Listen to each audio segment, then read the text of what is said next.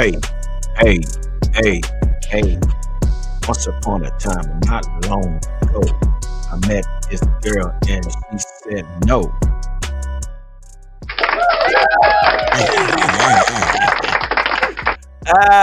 What's going on, Cowboy Nation, Cowboy Headquarters, and America's team? It's your guy G, the number one Cowboy fan. Hampton coming at you live, direct, and correct. And here we are, Monday night mic'd up with your boy G, the number one Cowboy fan, Hampton. Yeah. I know now. Now here we on Monday night, Mike. That we're gonna get into some real spiel of our Dallas Cowboys. I know y'all done heard a lot of stuff that's going on out there. You done heard all the mainstream media to come with their opinions and what they have to say about our Dallas Cowboys. But you are here tonight. Tonight you are here amongst other Cowboy fanatics, and we finna go straight barbershop talk. All right, Cowboys win. Final score was 34-26.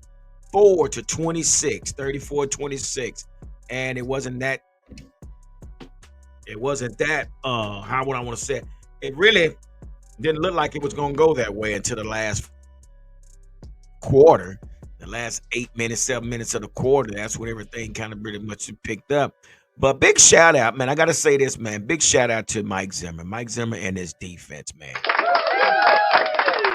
Mike Zimmer held this offense, the Commanders' offense, to 9 points up to the halftime, and he continued to keep these guys on this field and continued to stop the run. He did some awesome things, man. He had Josh Butler at the corner, which Josh Butler stepped up and showed out. Had the run Bland on the other side, which they didn't even throw to his side because Dan Quinn knows about him, and he did not want to be posterized. So they picked on Josh Butler. Josh Butler ended up having 10 tackles and 4 breakups. So give it up for my guy, Josh Butler. So yeah, big shout out, man. Then watching Micah Parsons and watching the Marvin Overshawn, man, put in that work. Man, it was just good to see that. I'm gonna tell you something. Y'all gonna stop talking about this defense. Now I understand that we sit up here saying, well, it takes time.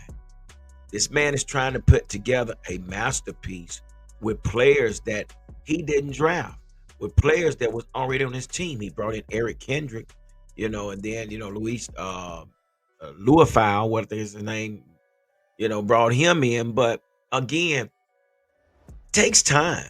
Even any defensive coordinator tell you that it takes time. You got to find your pieces in order to become the type of defense and the type of scheme you want to run. And right now we have the issue with Mozzie Smith. Just he's a pass rush, and same thing with Osa. These guys are pass rushers. Basically, you would think, work well with Dan Quinn, but it just doesn't work too well with what Mike Zimmer is trying to do. So big ups to Mike Zimmer and just pushing these guys. And people are talking about tanking it. Well, what we doing? We're not going to try to tank, or we should be trying to tank. No, Mike Zimmer doesn't do that. That's not how Mike Zimmer run this team. That's not how he do things. What he does, he's going to get the most out of his players. Again, we looked at this offense. This offense continued to struggle to get in the end zone, which we finally did. Which big shout out to Cooper Rush. Cooper Rush did really, really well on the day. I think he had, let's get into what he had. Cooper Rush actually had, what is it? He was 24 of 32 for 247 yards and 2 TDs. Give it up. And I say this, but this is the overall game, but we started off slow again. We didn't score any points in the first quarter. But then we had Rico Dowdle. He had 19 carries for 86 yards. Give it up. And then we go down to CeeDee Lamb. CeeDee Lamb had 10 receptions for 67 yards. So this is what balance looked like, okay? But again, this game was about two coaches that knew each other really, really well. So we're talking about Dan Quinn versus Mike McCarthy. But again, big shout out to these defensive player and offensive player. And I'm not gonna lead the offensive player. Big shout out to Brock Hoffman. Brock Hoffman brings swag. He brings attitude to this team, which is very, very, very, very much needed because I don't really know who the tough guy is on this offense. But you know what? Brock Hoffman, I'll take that. Now, sometimes you do stuff, bonehead stuff at the wrong time, but I like the fact that you don't back down or you don't bow down to anybody on that field. So big shout out to Brock Hoffman. Big shout out to TJ Bass. Big shout out to Awesome Riches. The guys here had actually stepped up when they was called on. Now I labeled this video tank or not to tank. And I know what some of us are saying. What some of us are saying right now, well, man, we need to go ahead and tank and get that top 5 pick, man. And we need to do this, and what we're doing is for. But there's a such thing as something called player pride, okay? And if you're not understanding what that is, because um you don't want to, but these players are not here to just go out there and lay down. They're like they say they're playing for one another. And I got a audio that I want you guys to hear, and it's by Michael Paulson, and he's pretty much talking about the fact of what that looks like. Let's see if we can listen to this. Listen to what Mike Paulson says about tanking. It's too much pride, man. I mean, and we're gonna talk about this draft. Well, if we do tank, but we're gonna see what that leads to. We'll check this out. None of them have a better record than you guys now. With this win and Mhm. that, is there still hope for this season? Yeah, I told you I'm not done yet. I don't plan on tanking. If the higher ups is looking for a draft pick, I hope that's ruined because we got a lot of football left to play. Like I said, as long as I'm a part of this team, we're always going to fight. I'm always going to give maximum effort. I owe it to these guys. I owe it to the fans that come out. I owe it to the brothers in the locker room. So me not playing at my best and me not being here, I'm hurting other people and their families. So, this is deeper than just wins. Like this is at one point I think this is just about pride. Like Mm. it's easy to play when we're up. People call us front runners, all the now playing behind the 8 ball, let's see how we can, handle adversity and see if we can make a playoff run. But we got a long ways to go. We got to win game after game and consistently do that and play good for these next what we got 7 games, six games, 6 games. Give it up for Mike. And Michael Paulson is not one of these guys that's basically trying to make the team. Michael Paulson has made the team. But Michael Paulson said that he got too much pride to sit up here to tank.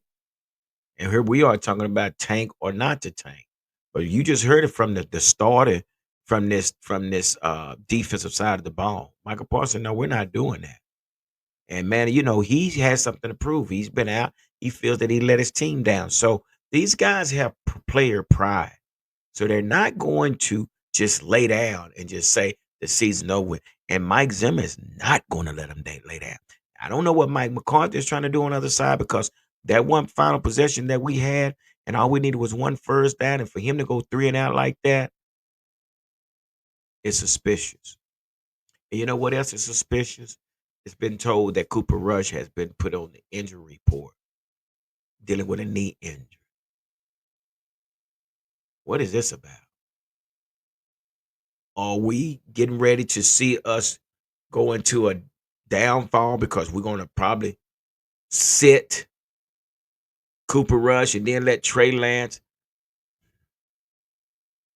See, this is what I'm talking about, man. This is a thinking man game. And, sometimes people make decisions off of other people's uh, thinking, or persuaded by other people's instead of making your own wise choice. So let me ask you this: even if we finish in the top, I mean, we get the top 5 picks. If we finish where we can draft in the top 5, who are you gonna go get? Who are you going to go get? Oh, everybody said, "Oh, we're gonna get Shador Sanders."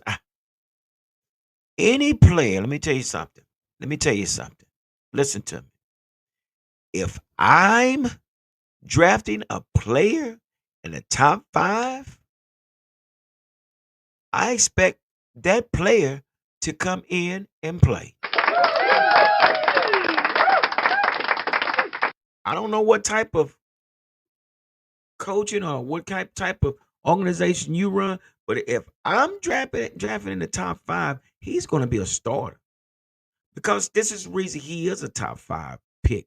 He's a top 5 pick because his athletic ability, because of his IQ level, and because of his mental state of the game. This is what separates from first to the last. That's why it's called the draft. You draft from the toppest to the lowest. And sometimes you're just not at the top, and sometimes you're not at the low.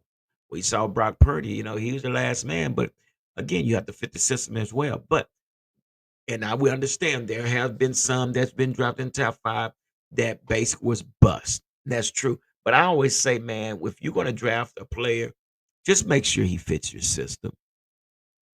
Just make sure he fits your system. We've seen it time and time again. We have teams that this quarterback is a shotgun, ran shotgun his whole time in college, but then you bring him in, you want to put him under center. That don't help his strength. That only hurts his strength. But again, I asked you guys that, like I labeled this, tank or not the tank. And if we were to tank, we're going to go get Shador Sanders in the top 5, and we're going to let him sit on the bench for 2 years at least. Why? It just doesn't make sense. So even if we finish out this rest game, we pick up 3 or 4 more games, and we end up in 15 and 16, and because we're not going to get a quarterback, it's just not going to happen. You don't sign a $240 million quarterback and then go draft a quarterback. That is asinine. That is totally dumb. But I'm not going to say it couldn't happen, but it is. But even if we finish with the last 4 games or next 4 games, and we win those next 4 games, again, you can still get great players outside of the top 5.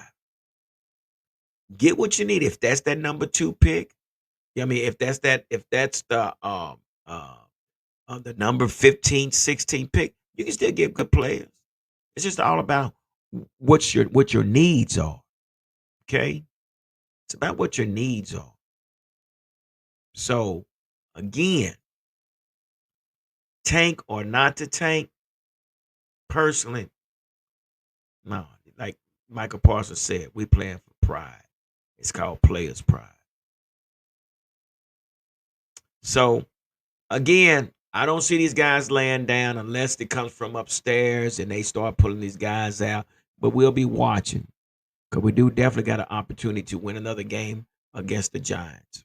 So I think these guys are going to continue to use these games as stepping stones, and hopefully this offense can start being more consistent.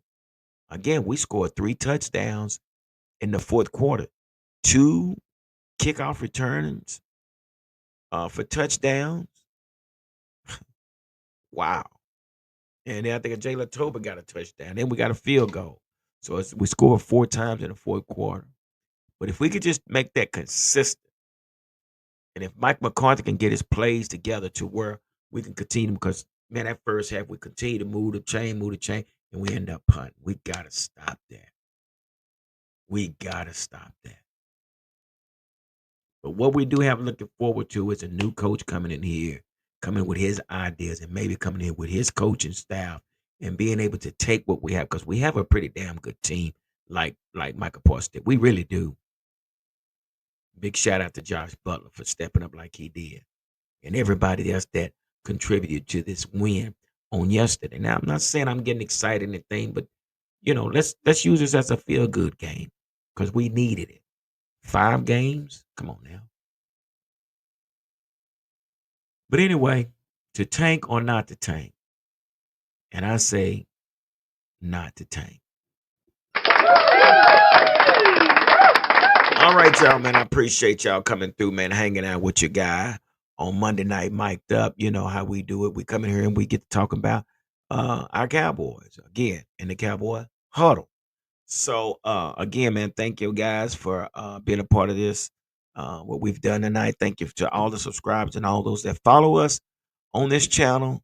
But do me a favor. It costs you absolutely nothing. Hit the subscribe button, hit the notification bell, and leave a comment and share the video because I definitely appreciate it. Well, like I always say,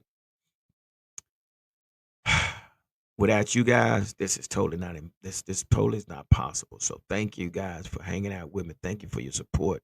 And again, like I always say, stay safe and be blessed. Deuces.